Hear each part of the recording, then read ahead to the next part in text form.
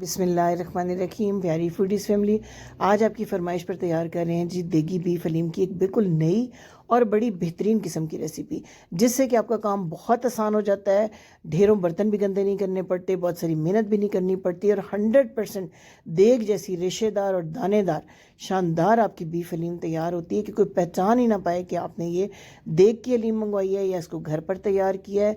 घर पर ही आपको बेहतरीन किस्म का हलीम मसाला जो है वो तैयार करने की पूरी रेसिपी दूंगी। सर्विंग का तरीका और सर्व करने के लिए जो मसाले तैयार किए जाते हैं हलीम के ऊपर छिड़कने के लिए, उसकी भी रेसिपी आपको दूंगी।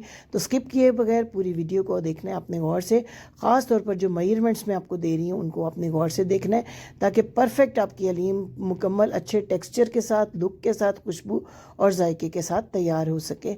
सबसे पहले जी हमने लेनी है दालें।